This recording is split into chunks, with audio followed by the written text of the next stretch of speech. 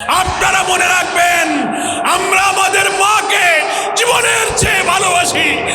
যারা সেই মায়ের পেটে লাথি মারতে পারে, ক্ষমতায় যাওয়ার দিয়ে আমার মায়ের কাপড় খুলে নিতে পারে, তাহলে ক্ষমতায় গেলে এরা বাংলাদেশের সকল মানুষকে বিবস্ত্র করে ছাড়বে।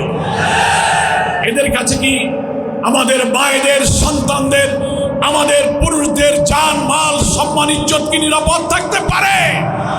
পরিবর্তন মানে হলো 54 বছরে যারা লুটপাট করেছেন, সন্ত্রাস করেছেন, চাঁদাবাজি করেছেন, আগামী নির্বাচনে তাদেরকে না বলতে হবে, লাল কার্ড দেখাতে হবে তাদেরকে। এটাই হচ্ছে পরিবর্তন। যে তিনটি রাজনৈতিক দল 54 বছরে দেশ শাসন করেছেন, আমি দলের নাম বলবো না, সবাই আপনারা জানেন। বাইরে থেকে এসে তো আর কেউ দল করে না, এরা সবাই তো আমাদের ভাই, বন্ধু, পাড়া প্রতিবেশী, গ্রামবাসী। কি বলেন, ঠিক কিনা? তাদের প্রতি আমাদের কোনো আক্রোশ নেই, শত্রুতা নেই। অপরাধ সবাই করে না। রাষ্ট্রের কর্তৃত্বে যারা থাকেন, রাষ্ট্র যারা চালান, যারা এমপি, মন্ত্রী, প্রধানমন্ত্রী হন, তাদেরকে কেন্দ্র করে ক্ষমতার যে বলয় তৈরি হয়, এই মুসলিমীয় লোকদের অন্যায়ের কারণে গোটা জাতি ক্ষতিগ্রস্ত হয়। যে তিনটি দল রাষ্ট্র শাসন করেছেন, সেই রাষ্ট্রের প্রধানমন্ত্রী, কোন এমপিরা যারা ক্ষমতায় ছিলেন, তারা কি বুকে হাত দিয়ে বলতে পারবেন যে আমরা যখন ক্ষমতায় ছিলাম, আমাদের শাসন আমলে আমরা কোনো দুর্নীতি করিনি? এ কথা কি কেউ বলতে পারবে? আমরা ভিন্ন মতের উপরে দমন করিনি, বিরোধ করিনি বলতে পারবে? আমরা প্রশাসনকে, রাষ্ট্রের সমস্ত অর্গানকে দলীয়করণ করিনি, আমরা ন্যায় বিচার, সোশ্যাল জাস্টিসকে ধ্বংস করিনি, দেশের হাজার হাজার কোটি টাকা লুটপাট করে বিদেশে পাচার করিনি, একথা কোনো এই তিনটি দলের কেউ দাবি করতে পারবে না। একবার নয়, জনগণের রায়কে তাদের দেওয়ার পর দেশের সুশাসন, দেশের গুড গভর্নেন্স, ট্রান্সপারেন্সি দেখাবার ব্যাপারে সততা, আমানতদারি, নৈতিকতা, চরিত্র, সব কিছুর পরীক্ষায় এই তিনটি দল তারা বারবার ব্যর্থ হয়েছে। ফলে যারা বারবার পরীক্ষায় ফেল করে, তাদেরকে আবার পরীক্ষার সুযোগ দেওয়া যায়? স্কুল কলেজের পরীক্ষায় আমরা কি করি? সবাই তো লেখাপড়া করেছেন, কেউ শিক্ষকতা করেছেন। 2-3 বার পরীক্ষায় যদি কেউ ফেল করে, টিচাররা তাদের কি বলে যে বাবা তুমি বারবার টেস্ট পরীক্ষায় ফেল করতেছো, তোমার আর এবার পরীক্ষা দেওয়া যাবে না, তুমি আরো 2 বছর অপেক্ষা করো, ডিটেইন করো, ভালো করে লেখাপড়া করো। যদি দেখি তোমার পড়াশোনা ভালো হয়েছে, তাহলে তোমাকে টেস্ট পরীক্ষায় আবার সুযোগ দেওয়া হবে। নাকি বলেন? আমি ওই তিনটি দলকে বলতে চাই, একবার নয়, বারবার চরিত্র, নৈতিকতা, সততা, আমানতদারির পরীক্ষায় বারবার আপনারা ফেল করেছেন। ফলে আপনাকে কয়েক বছর ডিটেইন করতে হবে, পড়াশোনা করতে হবে, ভালো করে পড়েন। পড়া মানে কি? পড়া মানে স্কুল কলেজের বই কিনে পড়তে বলিনি। পড়া মানে হলো চাঁদাবাজি বন্ধ করুন। পড়া মানে হত্যা, সন্ত্রাস, খুন, জমি দখল, ঘের দখল, ঘাট দখল, খাল নদী দখল করা বন্ধ করুন। ভিন্ন মতের লোকদের উপরে হত্যা, সন্ত্রাস বন্ধ করুন। দলীয় কর্তৃত্বের চোখ রাঙিয়ে মানুষকে সন্ত্রাস, চাঁদাবাজি এবং সব কিছুর মধ্য দিয়ে জাতিকে নিঃস্ব করা থেকে বন্ধ করুন। এটার মানেই হচ্ছে ভালো করে পড়ুন। জাতি যদি দেখে যে না, আপনারা 2 বছর 3 বছর গেছে, আপনাদের চরিত্র ভালো, আপনারা চাঁদাবাজি করেন না, মানুষের সাথে ভালো ব্যবহার করেন, স্বভাব, চরিত্র, নৈতিকতায় মানুষ খুশি, জনগণ যদি ভালো মনে করে, তখন দেখা যাবে আপনাদেরকে আর একবার পরীক্ষা করা যায় কি না। ততদিন আপনাদেরকে সবর করতে হবে, অপেক্ষা করতে হবে। আমি কি ভুল বলেছি? ধানের শীষ, লাঙল, নৌকা, 3টা মার্কাকে এই দেশ চালাবার ব্যাপারে এই জাতি বারবার দায়িত্ব দিয়েছে। সেটা ভোট কেটে হোক, আর জোর করে হোক, আর ইলেকশন ইঞ্জিনিয়ারিং করে হোক, যেভাবেই হোক তারা রাষ্ট্রের দায়িত্ব পালন করেছে। শুধু দাঁড়িপাল্লা আর 11 দলের এই যে ঐক্য হয়েছে, তারাই শুধু একবারও রাষ্ট্রের দায়িত্ব পালন করে নাই। ফলে সব মার্কার হাতে যদি রাষ্ট্রের দায়িত্ব দিতে পারেন, পরীক্ষা করতে পারেন, তো একবার অন্তত দাঁড়িপাল্লার হাতে ক্ষমতা দিয়ে দেখা দরকার, যারা সৎ নেতৃত্বের কথা, সুশাসনের কথা, মানবিক বাংলাদেশের কথা বলে, তাদের হাতে রাষ্ট্র দিলে রাষ্ট্রটা কেমন চলে সেই সুযোগ একবার দেওয়া উচিত। উচিত কিনা বলুন? সেই কারণেই পরিবর্তনের অর্থ হচ্ছে যারা ফেল করেছেন এই ফেলু পার্টির কাছে আর রাষ্ট্রের দায়িত্ব দেওয়া যাবে না। ভালো পড়াশোনা করে যদি জাতি মনে করে যে না ওনার তওবা কবুল হয়েছে, তাইলে পরীক্ষায় অ্যাটেন্ড করতে দেওয়া যাবে, নাকি বলেন? আমার বন্ধুরা রাগ করবেন না। সেই জন্য বাংলাদেশ জামাত ইসলামীর সম্মানিত আমির, 18 কোটি মানুষের নন্দিত নেতা ডক্টর শফিকুর রহমান, আপনাদের মনে আছে সরোয়ার্দী উদ্যানে ঐতিহাসিক জনসভায় বক্তব্য দিতে গিয়ে বারবার তিনি অসুস্থ হয়ে পড়ে গিয়েছিলেন। বসে পড়ে তিনি যে 7 মিনিটের কঠিন এবং ঐতিহাসিক ব্যতিক্রম ধর্মীয় অসাধারণ বক্তৃতা করেছিলেন, তার মধ্যে তিনি বলেছিলেন, আমরা যদি নির্বাচিত হই, মহান আল্লাহর ইচ্ছায়, জনগণের ভালোবাসায় যদি আমাদের হাতে ক্ষমতা আছে, আমরা শাসক হব না, আমরা জনগণের সেবক হব। জামাত ইসলামীর করে এমপি মন্ত্রী নির্বাচিত হলে সরকারের ট্যাক্স ফ্রি গাড়ি, কম মূল্যের প্লট, ফ্ল্যাট, এই সুযোগ সুবিধা জামাতের এমপি মন্ত্রীরা গ্রহণ করবে না। প্রিয় ভাইরা আমার, আমি চ্যালেঞ্জ দিয়ে বলেছি, বাংলাদেশের যে রাজনৈতিক দলগুলো আছেন, যারা নির্বাচনে অংশ নিচ্ছেন, কোন রাজনৈতিক দলের প্রধান এই ঘোষণা জাতির কাছে দিতে পারবে না। কেন পারবে না জানেন? যদি বলে যে আমাদের দলের এমপিরা কেউ প্লট, ফ্ল্যাট, গাড়ি এগুলো নেবে না, তখন সেই দলের নেতা কর্মী ক্যান্ডিডেটরা বলবে, যে কারণে দলে আসলাম তাই যদি না পাই তো ইলেকশন করে লাভটা কি, নাকি বলেন? এই জন্যে এই 3টি দলের কেউ কোনোদিন এই ঘোষণা দিতে পারবে না। চরিত্র সততার পরীক্ষায় উত্তীর্ণ জামাত ইসলামী, আমরা তাই প্রতিশ্রুতি দিয়েছি। বারবার 54 বছরে আমরা আমাদের স্বাধীনতার লাল সবুজ পতাকাকে সমুন্নত করার জন্য রক্ত দিয়েছি, আমাদের তরুণ ছাত্র জনতা রক্ত দিয়েছে। এইবার একটি অন্তর্বর্তীকালীন সরকারের অধীনে রাজনৈতিক সরকারের তত্ত্বাবধানে নির্বাচন আশা করি নিরপেক্ষ হবে ইনশাআল্লাহ। সেই নির্বাচনে দেশবাসী দাঁড়িপাল্লা মার্কায় ভোট দিয়ে একটি মানবিক, ইনসাফপূর্ণ, সমৃদ্ধ নতুন বাংলাদেশ ইনশাআল্লাহ নির্মাণ করবে। যে বাংলাদেশে দুঃখী, বঞ্চিত, অনাহারী মানুষের ক্ষুধা দারিদ্র্য থাকবে না, নিরন্ন, অন্নহীন, বস্ত্রহীন মানুষের কষ্ট থাকবে না। আপনারা কি যে দল, যে মত যেখানেই করেন, আমি তো ডুমুরিয়া, ফুলতলার গ্রামে গঞ্জে, পাড়ায়, মহল্লায় ঘুরছি দিন রাত। কয়েকটা নির্বাচন এখানে আমি করেছি। আপনারা 2001 সালে আমাকে দাঁড়িপাল্লায় ভোট দিয়ে এমপি নির্বাচিত করেছিলেন, কিন্তু এইবারের নির্বাচনে আমার ভিন্ন অভিজ্ঞতা। গ্রামে গ্রামে মানুষের মধ্যে এত পরিবর্তন, এত জোয়ার, এমনকি আবার হিন্দু দাদারা, কাকারা, দিদিরা, কাকিমা, পিসিমা যে রাস্তা দিয়ে যায়, রাস্তায় নেমে এসে বলছেন, আমরা আমাদের জীবনে অনেক দলকে ভোট দিয়েছি, আমরা আমাদের নিরাপত্তা পাইনি, এইবার সিদ্ধান্ত নিয়েছি আমরা দাঁড়িপাল্লায় ভোট দেব। প্রিয় ভাইয়েরা আমার, এই শিরোমণি আটরাগিলতলা ইউনিয়ন, এই ইউনিয়নের সন্তান আমি। ইউনিয়নবাসী হিসেবে, আপনাদের সন্তান, আপনাদের পরিবারের সদস্য হিসেবে আপনাদের কাছে আমার এই দাবি, এই হক, এখানেই আমি জন্মেছি, আপনাদের চোখের সামনে বড় হয়েছি। একবার আমি এমপি ছিলাম, ওয়াদা করেছিলাম সততার সাথে আমার দায়িত্ব পালন করব। 350 কোটি টাকার উন্নয়নের কাজ করেছি। একটি টাকার দুর্নীতির সাথে আমার কোনো সম্পর্ক কেউ কোথাও আবিষ্কার করতে পারেনি। আমি বই চেপে কোন কাজে কত টাকা 5 বছরে ব্যয় করেছি তার হিসাব আমি এলাকাবাসীর কাছে পেশ করেছি। আপনারা সেই বই তো দেখেছেন। আমি আবার ওয়াদা করছি, যেহেতু 11 দল এবং জামাত ইসলামী আবার আমাকে এখানে নির্বাচনে প্রার্থী করেছে, মহান আল্লাহ তাআলার রহমত, আপনাদের দোয়ায় যদি আমি আপনাদের খেদমতের জন্য আবার নির্বাচিত হই, 50 বছরে 5 বছরের মধ্যে সব না করা কাজ সমাপ্ত করা যায়নি। ইনশাআল্লাহ 12ই ফেব্রুয়ারির নির্বাচনে ডাক্তার শফিকুর রহমানের নেতৃত্বে নতুন বাংলাদেশের সরকার গঠিত হবে ইনশাআল্লাহ। সেই সরকার ক্ষমতায় আসলে এই ডুমুরিয়া ফুলতলা অসমাপ্ত উন্নয়নের কাজ আমরা ইনশাআল্লাহ সম্পন্ন করব। অনেকে বলেন, বিএনপির বন্ধুরা কেউ কেউ বক্তৃতা করেছেন যে গোলাম পরোয়ার সাহেব নির্বাচিত হয়ে কিছুই করেননি। বক্তৃতা আমার কানে আসে।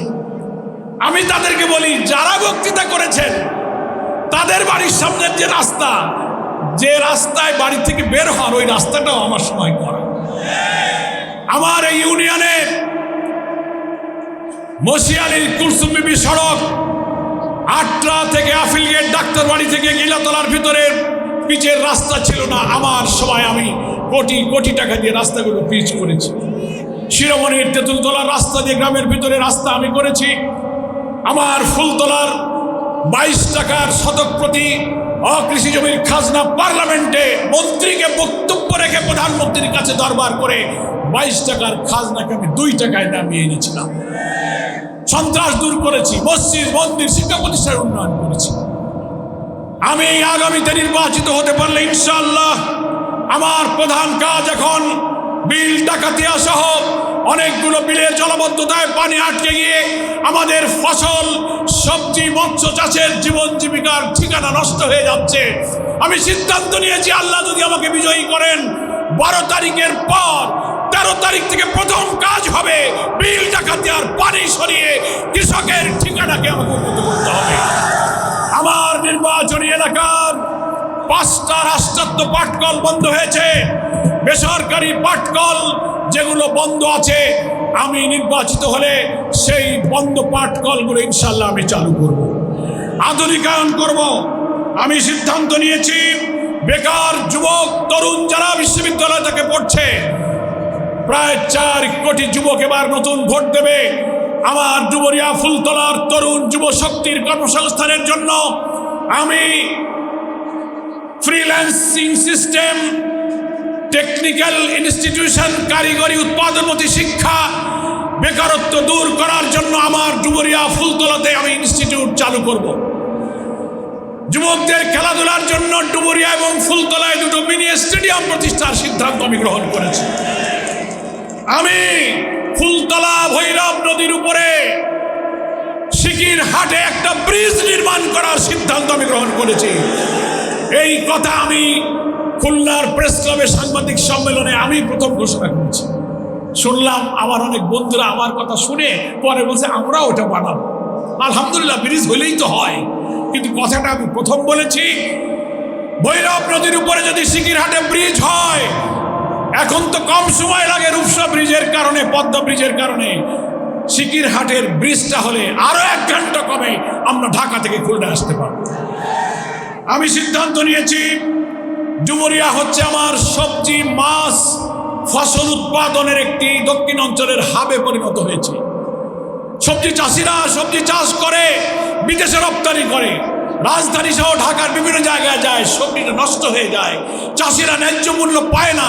আমি গতবারও পার্লামেন্টে বলেছিলাম, এইবার আল্লাহ তৌফিক দিলেন ডুমুরিয়ায় এই সবজি মাছ সংরক্ষণের জন্য আমি হিমাগার নির্মাণ করব, যেন ন্যায্য মূল্যে সবজি মাছ চাষিরা বিদেশে তার ফসল রপ্তানি করতে পারে। প্রিয় ভাইয়ের আমার, দৌলতপুর থেকে শাহপুর সোলগাতিয়া হয়ে চুকনগর যে রাস্তা ভেঙে রাস্তার মাঝে মাঝে খাদ হয়ে গেছে, পাকিস্তান আমলের যতীন কাসেম সড়ক বলা হয়, জেলা পরিষদের রাস্তা ছিল, এই রাস্তাটাকে ডবল লেনের রাস্তায় আমরা পরিণত করব। টেকনিক্যাল ট্রেনিং ইনস্টিটিউট আমরা করব। ফুলতলা এবং ডুমুরিয়ার 2টি স্বাস্থ্য কমপ্লেক্স আছে, হাসপাতাল, 50 বেড, আমার সময় 50 বেডে আমরা উন্নীত করেছি। অ্যাম্বুলেন্স, এখানে আল্ট্রাসাউন্ড মেশিন, এক্সরে মেশিন, এগুলো আমরা করেছিলাম। এবার যদি আল্লাহ আমাকে নির্বাচিত করে, হাসপাতাল 2টিকে 100 বেডে উন্নীত করা হবে। এখানে আইসিইউ, সিসিইউ সহ আধুনিক হাসপাতাল করা হবে। আমাদের আমিরে জামাত ঘোষণা দিয়েছেন, আমাদের সরকার প্রতিষ্ঠিত হলে বাংলাদেশের প্রত্যেকটি জেলা হেডকোয়ার্টারে মেডিকেল কলেজ, হাসপাতাল নির্মাণ করা হবে। স্বাস্থ্য সেবার ক্ষেত্রে 11 দলের সরকার গঠিত হলে আমাদের নেতা ডাক্তার শফিকুর রহমান ঘোষণা দিয়েছেন, 60 বছরের ঊর্ধ্বে যারা নাগরিক থাকবেন বয়স বাড়লে অবসর জীবনে নানান রোগ ব্যাধিতে তারা আক্রান্ত অসুস্থ হয়ে পড়েন। আমির জামাত বলেছেন 60 মানুষের সমস্ত রোগের চিকিৎসাকে বিনামূল্যে সরকারি চিকিৎসা দান করবে। আমাদের সন্তান শিশু বাচ্চাদের ব্যাপারে বলা হয়েছে 5 বছরের নিচে যারা শিশু, সেই শিশুদেরও ফ্রি মেডিকেল সার্ভিস দিয়ে তাদের চিকিৎসা সেবার সরকার সে দায়িত্ব বহন করবে। আমাদের প্রেগনেন্ট মাদার যারা, গর্ভধারিণী গর্ভবতী মা যারা, মায়েরা যখন গর্ভধারণ করবেন, গর্ভকালীন আমার সমস্ত মায়েদের চিকিৎসা পরীক্ষা নিরীক্ষার দায়িত্ব রাষ্ট্র তখন পালন করবে। কৃষি ক্ষেত্রে অসাধারণ প্রযুক্তি, উন্নত যন্ত্রপাতি, উৎপাদন বাড়াবার কৌশল, অর্থনীতিতে সুদ মুক্ত জাকাত ভিত্তিক অর্থনীতির মধ্য দিয়ে লুটপাট, ব্যবসা বাণিজ্য, রেমিটেন্স, আমদানি রপ্তানি, বন্দরে দুর্নীতির সিন্ডিকেট ভেঙে দিয়ে অন স্টপ সার্ভিস করে বিদেশি বিনিয়োগকে আকৃষ্ট করে স্বাধীনতার সবুজ পতাকাকে ব্যবসা বাণিজ্যের অগ্রগতি দিয়ে জিডিপি, গ্রস ডোমেস্টিক প্রোডাক্ট, জিডিপিকে 7-এর কোঠায় উঠিয়ে দিয়ে আমরা অর্থনীতির উন্নতির চরম শিখরে আমরা এগিয়ে যাব ইনশাআল্লাহ। সংগ্রামী ডুমুরিয়া ফুলতলাবাসী, দুঃখের সাথে আমি বলি, নির্বাচনের 2টা দিন যখন সামনে এসেছে, আমাদের প্রতিপক্ষ বন্ধুরা গ্রামে গঞ্জে ঘুরে দেখছে সমাজ পরিবর্তনের জন্য দাঁড়িপাল্লার জোয়ার তৈরি হয়েছে। এই জোয়ার ঠেকাবার কোনো পথ না পেয়ে তারা মিথ্যা প্রচার শুরু করেছেন। তারা বলছেন গোলাম পরোয়ার সাহেব, জামাত ইসলামীর লোকেরা এখন মিটিং করে করে জান্নাতের টিকিট বিক্রি করতেছে। কি শুনছেন না? আমরা কি কোনোদিন জান্নাতের টিকিট বিক্রি করেছি? মিথ্যা কথা।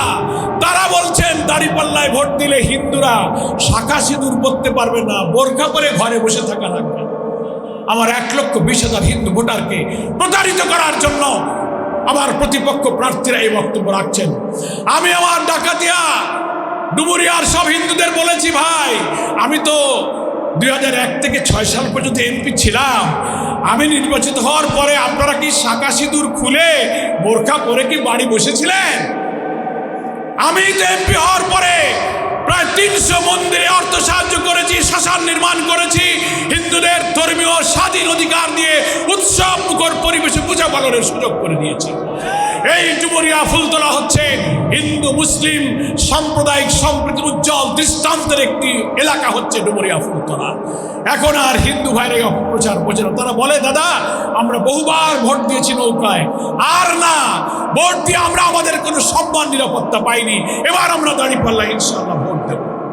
সেজন্য ওনারা এখন অপপ্রচারে পারে না, সন্ত্রাস করে ভয় দিয়ে পারতেছে না। বলে দাঁড়িপাল্লায় ভোট দিলে 12 তারিখের পর দেখাই দেব।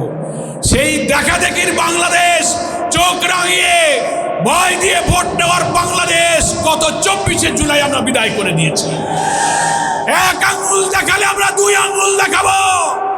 ভোট কেন্দ্রগুলো শত শত যুবক তোমরা পাহারা দিতে রাজি আছো? কষ্টের রায় ভোট আমরা কাউকে দখল করতে দেব না, দেব না, দেব না।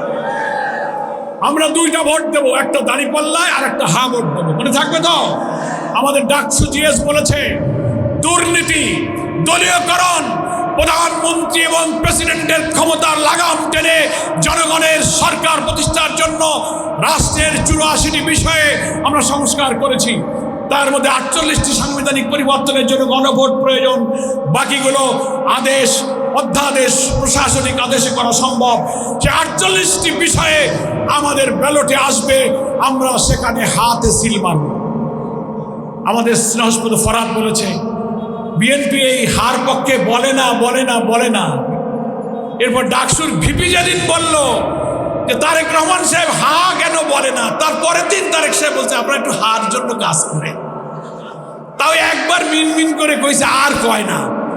কারণ জানে এই হা ভোটে যদি জুলাই সনদ অনুমোদিত হয়, এরা দুর্নীতি লুটপাট করতে পারবে না, চাঁদাবাজি করতে পারবে না, ভিন্নবাদ দমন করতে পারবে না, অসীম ক্ষমতা নিয়ে সারা জীবন তারা ক্ষমতায় থাকবে। এই জন্য ওরা তলে তলে নায়ের ক্যানভাস করে। আমাদেরকে দাড়িপাল্লাকে যেমন আমরা ভালোবাসবো, জুলাই সনদ রক্ত দিয়ে করা এই সনদকে আমরা ভালোবাসবো এবং হাতে আমরা সিল মারবো। সবাই কি রাজি আছি? 7:30টায় ভোট শুরু হবে। ফজরের নামাজ পড়ে কোনো নাস্তা করার দরকার নাই। রাত্রিবেলায় 2 মুঠ চাউল বেশি দেবেন, শীতকাল সকালে কড়ো কড়ো ভাত খাবেন।